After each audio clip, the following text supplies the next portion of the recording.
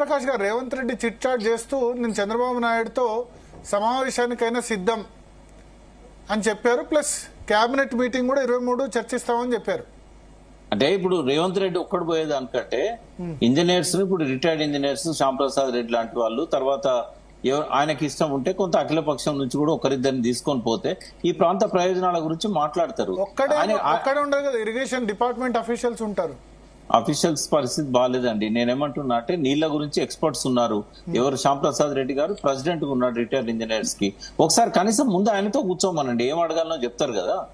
ఎందుకంటే ఆయనకు అవగాహన లేదు. దీనికి ముందు ఆల్ పార్టీ మీటింగ్ పెట్టారు కదా మొన్న. ఆల్ పార్టీ మీటింగ్ అది? అవును, అన్ని పార్టీలు పిలిచారు. అది లైవ్ ఎందుకు పెట్టిండు తెలుసా భరత్ మీకు? హరీష్ రావు రాడు, కేటీఆర్ రాడు, ఎందుకంటే పార్లమెంట్ మెంబర్లు వస్తారు. టీఆర్ఎస్ కి ఏమో లోకసభలో మెంబర్షిప్ లేదు, రాజ్యసభలో ఉన్న వాళ్ళంతా వ్యాపారస్తులు. ఒక సురేష్ రెడ్డి ఒక్కడే పొలిటీషియన్. ఆ రోజు దుబాయ్ లో ఉన్న సంగతి రేవంత్ రెడ్డి తెలుసు. ఒక్క రోజు ముందు అప్పటికప్పుడు హడావిడిగా ఈ ముగ్గురు వ్యాపారస్తులు వస్తే ఏం మాట్లాడతారు, వీళ్ళు ఇజ్జత్ దిద్దామని చెప్పి లైవ్ పెట్టిండని నాకు అనిపిస్తున్నది. అంటే ఆయన ఇష్టం అది. బట్ ఎక్కడన్నా భారతదేశంలో అఖిలపక్ష మీటింగ్ కేవలం ఎంపీలనే పంపండి అని చెప్తారా? మీ పార్టీ తరఫున ప్రతినిధి పంపాలి. బీఆర్ఎస్ నాకు తెలిసి ఏం చేసేదంటే హరీష్ రావును కూడా పంపేది ఎంపీలనే కాకుండా వెళ్ళిన తర్వాత అక్కడ రిటర్న్ పంపిస్తే అప్పుడు ఇష్యూ అయింది. అది సభ్యత కాదు కదా. ఇప్పుడు సంగప్ప గారిని అడగండి, ఆ సభ్యత అయితే వాళ్ళు ఎంపీలనే రమ్మన్నప్పుడు అప్పుడు హరీష్ రావు తీవ్ర జ్వరంతో కూడా హాస్పిటల్ అడ్మిట్ అయినారు, అది వేరే సంగతి. కేటీఆర్ పోయేవాడు. ఎందుకంటే నేను అనేది ఏంటంటే అఖిలపక్షం అనేది పార్టీల తరఫున ఉన్నప్పుడు మీ పార్టీ తరఫున ప్రతినిధిని పంపండి అనాలి. కానీ ప్రత్యేకంగా ఉత్తమ్ కుమార్ రెడ్డి ఎంపీలు అందరికి ఫోన్లు చేశాడు. బీజేపీలో 8 మందికి చేశాడు, కాంగ్రెస్ లో 8 మంది. కిషన్ రెడ్డి, బండి సంజయ్ అటెండ్ కమ్మన్నారు, కానీ వాళ్ళు కాకుండా వాళ్ళిద్దరిని పంపించారు. అంటే బీజేపీ కొంచెం డెలికేసీ ఉంటదండి. ఇప్పుడు ఆ పార్టీని కూడా అర్థం చేసుకోవాలి. బీజేపీలో డీకే అరుణ, రఘునందన్ రావును పంపించారు. విశ్వేశ్వర రెడ్డి ఆయన ప్రిపేర్ అయినాడు, ఆయన పంపించలేదు అని చెప్తున్నారు. అది ఎవరు అలగలేదు భరత్, ఇది అదొక ఆయన ఇంజనీర్ కదా, డీకే అరుణ గారు ఇంజనీర్ కదా, విశ్వేశ్వర రెడ్డి ఇంజనీర్ కదా, ఆయన ఎందుకు పంపించలేదని స్పెక్యులేషన్. వాళ్ళు అడిగిన మనోళ్ళ కిషన్ రెడ్డి గారు రాష్ట్ర అధ్యక్షుడు, ఆయన అడిగినప్పుడు వీళ్ళిద్దరు రెడీగా ఉన్నారు, వీళ్ళిద్దరు వెళ్ళారు. అందుబాటులో ఉన్న వాళ్ళు పోయినారు. ఒకటి. రెండోది విశ్వేశ్వరరెడ్డి గారు ఆయన వెళ్తాను ముందే ఒక అంటే షార్ట్ నోటీసే కదా. విశ్వేశ్వరరెడ్డి గారు అవకాశం ఉంటే ఆయన పోతుండే, ఆయన దగ్గరలో ఉంటే. కానీ సరే వీళ్ళిద్దరు మా ఇద్దరు ఎంపీలు పోయి ఏం మాట్లాడినారు అనే విషయాన్ని రాష్ట్ర ముఖ్యమంత్రి స్పష్టంగా చెప్పిండు. రాష్ట్ర ప్రయోజనాల కోసం మేము ఎక్కడ కూడా వెనక్కి తగ్గేది లేదు, దానికి మేము మీరు ఏం మాట్లాడినా ఎక్కడికి పోదామన్నా మేము సిద్ధంగా ఉన్నామని చెప్పారు. మా వాయిస్ ని మేము మా కేంద్ర ప్రభుత్వం మాదే అయినప్పటికీ మా వాయిస్ గట్టిగా వినిపిస్తామని చెప్పారు. నేను బనకచర్ల విషయంలో తెలంగాణ రాష్ట్రానికి 80% నష్టం జరగకుండా కేంద్రం సిద్ధంగా చూడడానికి కేంద్రం సిద్ధంగా ఉందని చెప్తున్నాం. రాజకీయాల కోసం చేస్తున్నటువంటి ఇది తప్ప ఇది ఏం అనేది మేమే చెప్తున్నాం. మీరు రాజకీయం కోసం హంగామా చేసుడు కాదు.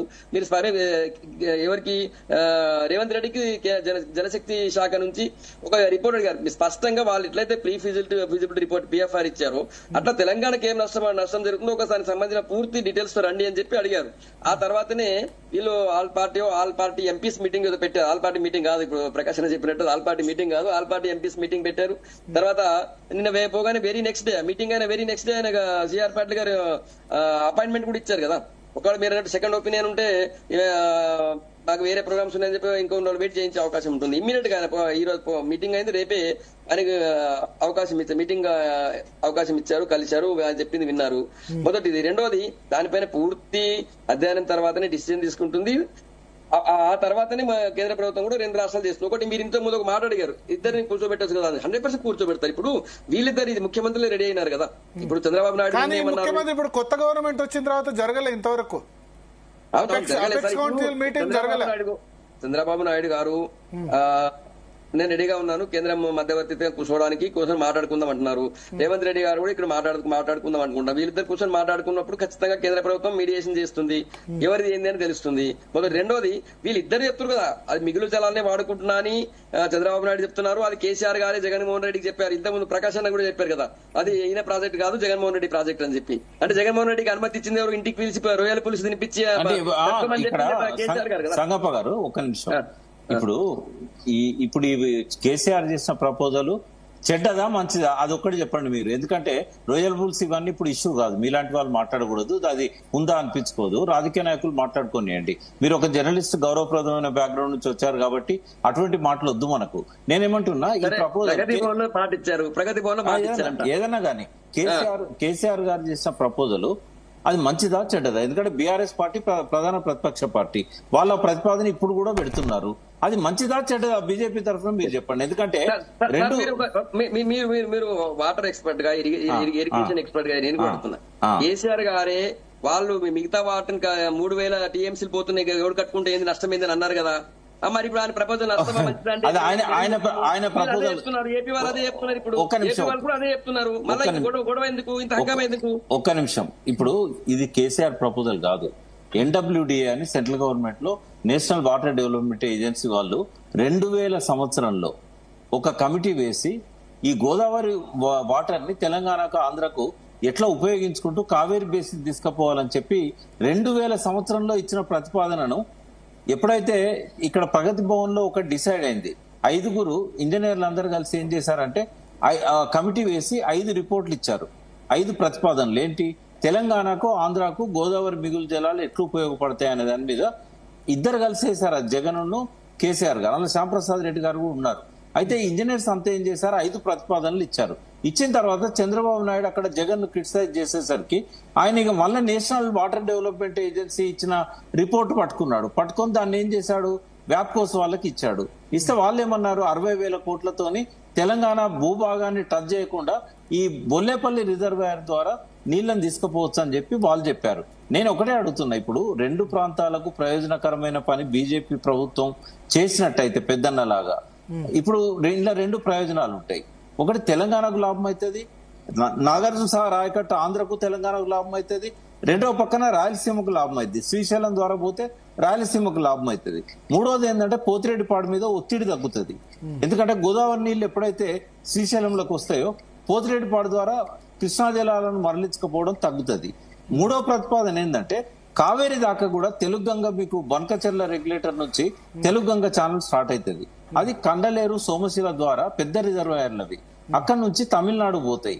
అంటే కావేరీ పథకం కూడా దీనిలోనే లింక్ చేసి కేంద్రం కొంత పెద్దన్న పాత్ర వహించి ఒక 60% కేంద్రం భరించి 20% రాష్ట్రాలను భరించమని చెప్తే తెలంగాణ సస్యశ్యామలం అవుతుంది, ఆంధ్ర సస్యశ్యామలం. మీరు చెప్పే ప్రపోజల్ అంటే తెలంగాణ ఆంధ్రకైతే ఇప్పుడు మన తెలంగాణ ఈ ప్రతిపాదనకి 25,000 కోట్లని శ్యాంప్రసాద్ రెడ్డి చెప్పారు. పవర్ కాస్ట్ పవర్ ఇప్పుడు ప్రాబ్లం లేదండి, ఎందుకంటే ఈ రివర్సబుల్ టర్బైన్స్ మనం శ్రీశైలంలో కూడా ఉన్నాయి. ఇక్కడ ఇప్పుడు ఎందుకంటే కాళేశ్వరం గురించి మాట్లాడుతున్నారు కదా, కాళేశ్వరం కాస్ట్ బెనిఫిట్ రేషియో మాట్లాడినట్టు ఇక్కడ కూడా మళ్ళీ వేరే మాట్లాడే అవకాశం ఉంటుంది కదా. భరత్ గారు, ఇప్పుడు 11 లిఫ్ట్లకు ఎక్కువ ఖర్చు అవుతుందా, 5 లిఫ్ట్లకు ఎక్కువ ఖర్చు అవుతుందా?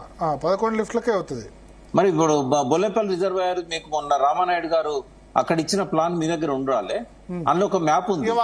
వాళ్ళు ఇచ్చిన ఉద్దేశం ఏంటంటే తెలంగాణతో కాకుండా డైరెక్ట్ గా మేము ఆంధ్ర భూభాగం నుంచి తీసుకుంటామన్న ఉద్దేశంతో అంటే నేను అనేది భూభాగాలు ఉంటాయండి నదులకు. నేను అనేది ఏంటంటే కేంద్ర ప్రభుత్వం మనది ఫెడరల్ వ్యవస్థ, రాష్ట్రాల మధ్య కొట్లాట ఉన్నప్పుడు కేంద్రం జోక్యం చేసుకొని ఇది మా ప్రాజెక్టు, ఇది కేంద్ర ప్రాజెక్టు, మీ ఇద్దరికి లాభం అయ్యేటట్టు చేసి మేము కావేరీకి తీసుకుపోతాం అని చెప్తే తమిళనాడు కూడా లాభం అవుతుంది, ఆంధ్రాకు లాభం అవుతుంది, తెలంగాణకు లాభం అవుతుంది. ఒకసారి స్టడీ చేయండి మీరు. చర్చ జరిగినప్పుడు ఎందుకు వ్యతిరేకించింది బీఆర్ఎస్? ఇదే చాలా సార్లు చర్చ జరిగింది కదా. లేదు, వ్యతిరేకించలేదు. ఏమన్నదంటే ఒకటి ఇచ్చంపల్లి అనేది ఒప్పుకోలేదు, సమ్మక్క బ్యారేజ్ ఆల్రెడీ కట్టింది కదా, కట్టిన దానిలోకి వెళ్ళి తీసుకపోక మళ్ళా ఇచ్చంపల్లి ఎందుకండి, వాళ్ళకి నీళ్లు వస్తూనే ఉన్నాయి. ఒక్క నిమిషం కాబట్టి ఒకటే నిమిషం. ఒకటి కొత్తగా ఇచ్చంపల్లి కట్టడం వల్ల ఇబ్బందులు వస్తాయి, సమ్మక్క బ్యారేజ్ ఆల్రెడీ కంప్లీట్ అయింది, దాని నుంచి తీసుకుపోమని చెప్పారు. రెండవది ఏమన్నారంటే మాకు వ్యతిరేకించలేదు, మాకు పర్మిషన్లు ఇచ్చినాక మీరు తీసుకుపోవాలి అన్నారు. ఇప్పుడు ఏదైతే బనకచెర్లకు కూడా అదే కండిషన్, మాకు పర్మిషన్లు ఇచ్చినాక మీరు తీసుకుపోండి.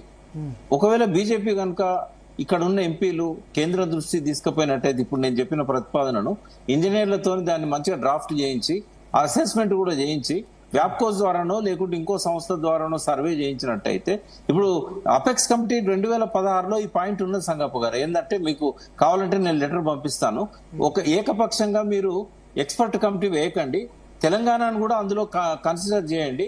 ఈ కావేరీ అనుసంధానం అనేది ఇటు తెలంగాణ ప్రతినిధి, ఆంధ్ర ప్రతినిధి కూడా అందులో ఉండాలని చెప్పి ఎక్స్పర్ట్ కమిటీలో మా ప్రాతినిధ్యం లేకుండా చేశారని కేసీఆర్ గారు ప్రొటెస్ట్ చేస్తూ ఆ 2016లో చంద్రబాబు నాయుడు సమక్షంలో జరిగిన అపెక్స్ కమిటీలో ఆయన స్పష్టంగా మెన్షన్ చేశాడు. అందుకే నేనేమంటున్నా అంటే కేసీఆర్ చేసిన ప్రతిపాదనలో తెలంగాణకు లాభం ఉంది, ఆంధ్రకు లాభం ఉంది, ఆంధ్రలో రాయలసీమకు లాభం ఉంది, రాయలసీమతో పాటు కోస్తాకు లాభం ఉంది, ఉత్తరాంధ్రకు కూడా లాభం ఉన్నది. ఎందుకంటే అందులో ఏలేరు కాలువ అనేది విశాఖపట్నం దాకా తీసుకుపోవాలనేది జగన్ ప్రభుత్వమే నిర్ణయించింది. చంద్రబాబు నాయుడు కూడా దాని ప్రపోజల్ ను ఆయన ముఖ్యమంత్రి ఉన్నప్పుడు కూడా పెట్టాడు. ఆల్రెడీ ఆ కాలువ ఉంది. కాబట్టి నేనేమంటున్నా అంటే మొత్తం ఎరస్ట్రోయల్ ఆంధ్రప్రదేశ్ లో ప్రతి ప్రాంతానికి న్యాయం జరుగుతూ కావేరీ బేసిన్ కు, ఎందుకంటే తెలుగు గంగ ఆల్రెడీ చెన్నై దాకా పోయింది, అక్కడి నుంచి తీసుకుపోవడానికి ఎంత దూరం అండి. కాబట్టి ఇవన్నీ మంచి వైబుల్ ఆల్టర్నేటివ్. బీజేపీ అధికారంలోకి వస్తుంది ఒకవేళ కనుక ఈ ప్రతిపాదనను వాళ్ళు ఒప్పుకొని చంద్రబాబు నాయుడు ఒప్పిస్తే ఈ రెండు రాష్ట్రాల మధ్య జల జగడాలకు శాశ్వత ఒప్పిస్తే బీజేపీ అధికారంలోకి వస్తుంది. రాష్ట్రాల్లో డెఫినెట్ గా వస్తుంది. ఎందుకంటే ఇంత మంచి తెలంగాణ ఆంధ్రానా ఇక్కడ వస్తుంది, అక్కడ ఎట్లున్నదో మనకు తెలియదు. ఓకే, అంటే ఇది ఒక మంచి ప్రతిపాదన. బీజేపీ చంద్రబాబును ఒప్పించి తెలంగాణకు న్యాయం జరిగేటట్టు చేస్తే కృష్ణా గోదావరి పంచాయతీ పరిష్కారం చేసి ఆ 700 టీఎంసీలు కృష్ణాలో ఇప్పించి ఈ గోదావరి ద్వారా మిగులు జలాలలో ఇప్పుడు వాడుకుంటున్న 1000 టీఎంసీలతో పాటు ఇంకో 500-600 టీఎంసీలు ఆంధ్రకు పోయినా కూడా ఇంకో 500-600 టీఎంసీలు తెలంగాణకు వస్తాయి. కాబట్టి ఇంకా నీళ్ల సమస్య ఉండదండి రెండు ప్రాంతాలకు.